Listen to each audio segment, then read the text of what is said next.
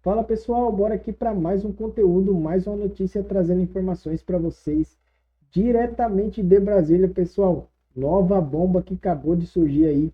O STF derruba a decisão de Mendonça de prorrogar a CPMI do INSS. É isso aí, pessoal. A CPMI do INSS vai ter o seu fim neste sábado, pessoal.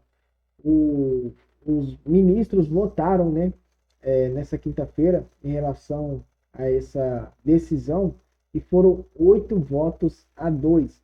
Mendonça e Fux foram os únicos ministros corretos que votaram diante da lei e do cumprimento do seu dever.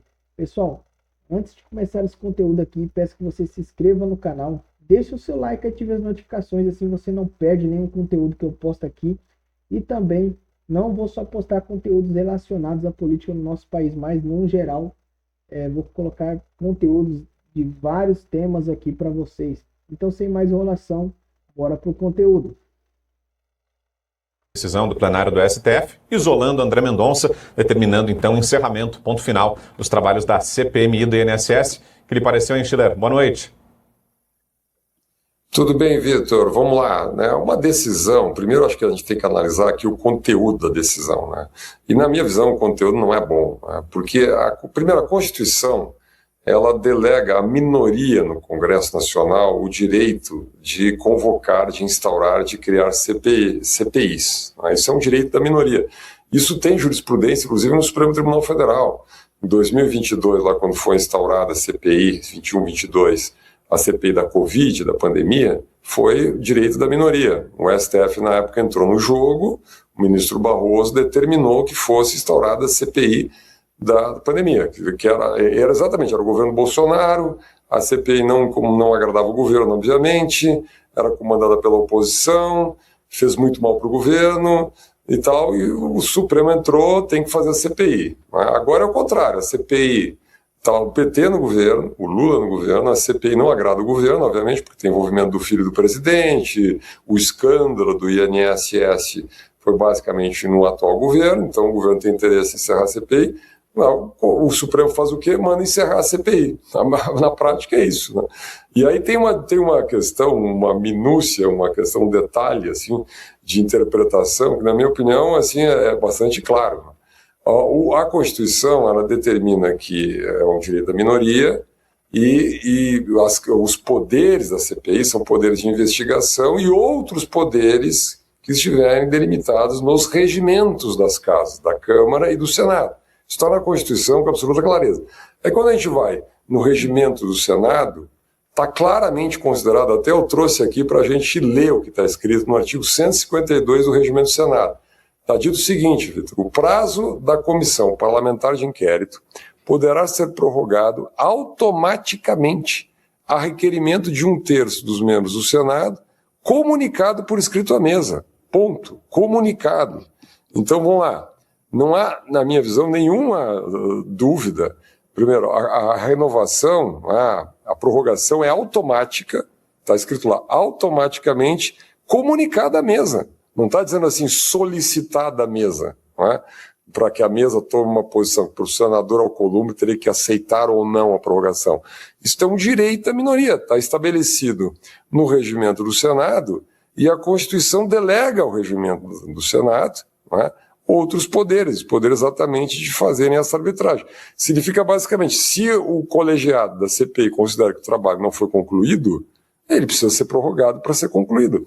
Na prática, o que a gente tem no Brasil? O trabalho vinha sendo feito com muita interferência do Supremo, vamos lá, bloqueou a abertura do sigilo bancário do Lulinha, depois houve um outro momento da CPI do crime organizado, barrou a abertura do sigilo bancário da empresa que fez a compra lá das cotas do resort do ministro Dias Toffoli. Então, uma série de bloqueios feitos, interferências do Supremo no funcionamento das CPIs, e agora encerrando a CPI, como se não tivesse nada para investigar mais. E mais, esse dinheiro da fraude monumental, bilionária do INSS, já foi paga, os aposentados já foram compensados com o dinheiro do contribuinte. Então, os senhores que estão nos assistindo aqui, todo mundo pagou esta conta. A conta foi paga pelo pagador de imposto no Brasil, né? Então agora o governo quer empurrar esse assunto, então quer encerrar o assunto, quer empurrar para baixo do tapete essa investigação no Congresso Nacional, e aí, fica por isso mesmo.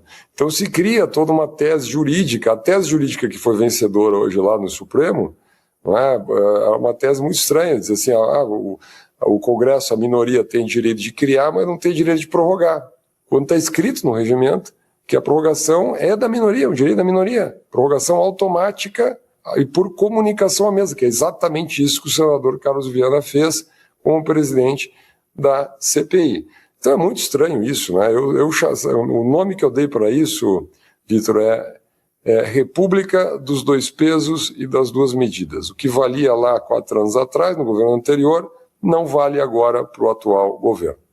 Perfeito.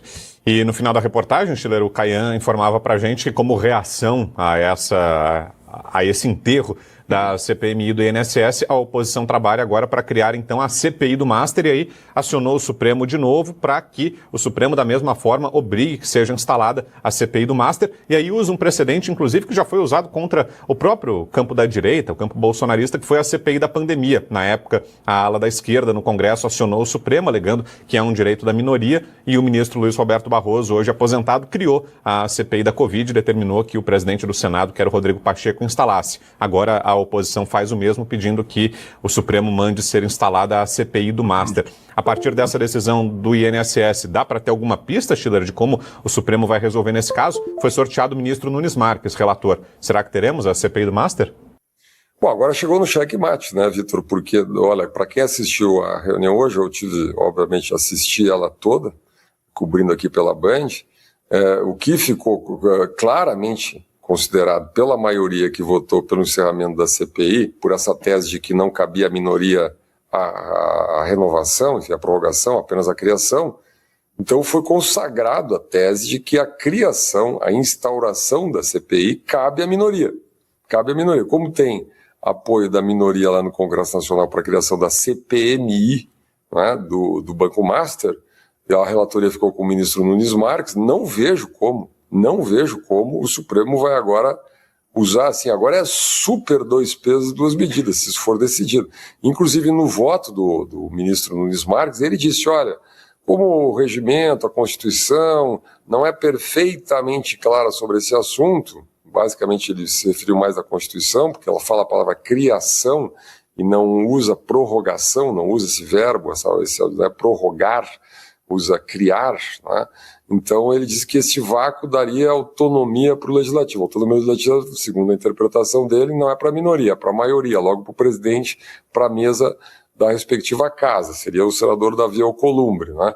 Mas agora não tem desculpa, não tem como não ser determinada a criação da CPMI do Banco Master no Congresso Nacional. Porque se é um direito líquido e certo a criação da CPMI, nós não estamos falando agora de prorrogação, nós estamos falando de criação, o Supremo terá que determinar a criação da CPMI, como aconteceu lá em 2022. Mas como eu disse, no Brasil tudo é possível, né, Vitor? Como dizia Tom Jobim, não é? O Brasil não é para principiantes. Vai que se cria uma tese mais super heterodoxa para o Supremo dizer que dessa vez a minoria não tem esse direito. Vamos ver o que vai acontecer.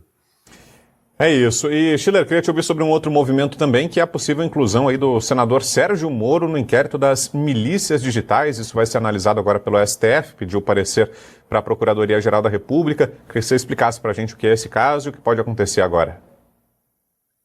Já está virando uma moda perversa no Brasil, né? Então, quer dizer, pega uma frase de um oposicionista qualquer, daí o deputado situacionista vai ao Supremo para tentar incluir nos inquéritos sobre fake news, milícias digitais, atos antidemocratas, algum desses inquéritos heterodoxos.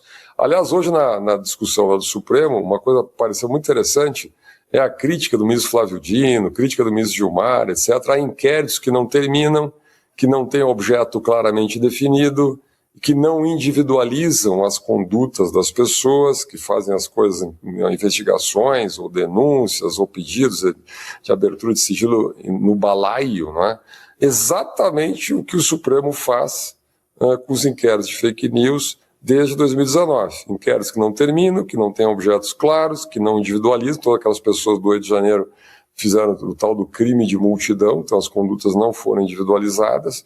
Então é curioso isso, né? Um garantismo de acordo com o contexto. Agora, hoje, foi super garantista a maioria do Supremo. Durante esses anos todos, ela não foi nada garantista, né? Podia fazer embalaio, não precisava individualizar, o inquérito não precisava ter objeto claro, a interpretação do regimento do Supremo era super vaga, enfim, tudo que a gente assistiu nos últimos anos. E agora tem essa, né? O que aconteceu foi o seguinte: o Sérgio Moro, no dia que ele deu o discurso dele, lá na entrada, no PL, ele disse: olha, então, o Lula que está aí, que foi eleito em 2022, ele botou eleito entre aspas, disse a palavra entre aspas. Bom, aí o senador Lindenberg Faria disse: se foi entre aspas, significa que não foi eleito, significa que está questionando as eleições, logo é um crime, então tem que entrar num inquérito de milícias digitais. É impressionante isso, né? Então, quer dizer, um senador da República que tem imunidade, né, no exercício da sua atividade, quaisquer palavras, não pode dizer assim, eleito entre aspas, né? Seja lá qual for a crítica dele ao processo eleitoral. Então agora está proibido de ter essa crítica. Isso pode virar um crime, né? Então o que o ministro faz? Consulta a PGE, agora começa um processo, daí começa uma sombra assim, sobre o senador, então ele tem que cuidar com o que ele diz, todos os políticos têm que cuidar com o que ele diz. Se botar uma vírgula, dizer entre aspas, pode ser que vire um crime. É uma coisa muito estranha isso, né? Parece que a Lei de Segurança Nacional foi derrubada, né? Foi abolida em 2021, mas parece que a sombra dela, o fantasma dela, continua por aí nos assombrando, né, Vitor? Quer dizer, é um pouco o espírito, a sombra da Lei de Segurança Nacional ainda no país. É isso aí, pessoal. Essa aí era a notícia que eu queria trazer para vocês, pessoal. Como falou aí o cientista político Fernando, eles estão com um inquérito da fake news desde 2019, mas a CPMI do INSS não pode continuar, não deve continuar, porque está sendo investigado o filho do Lula, está achando cada vez mais podridão e mais dinheiro envolvido nessa CPMI do INSS. É por isso que eles querem encerrar o mais rápido possível. Mas, sobre fontes aqui que eu vi, ainda a Polícia Federal ainda vai continuar investigando esse crime que aconteceu no INSS, pessoal. O dinheiro dos aposentados aí. Pessoal, muito obrigado por ter assistido o vídeo até o final. Mais uma vez, só peço que você se inscreva no canal, deixe o seu like e ative as notificações, assim você não perde nenhum conteúdo. E eu sempre vou estar trazendo novas informações para vocês aqui. Valeu e até o próximo conteúdo.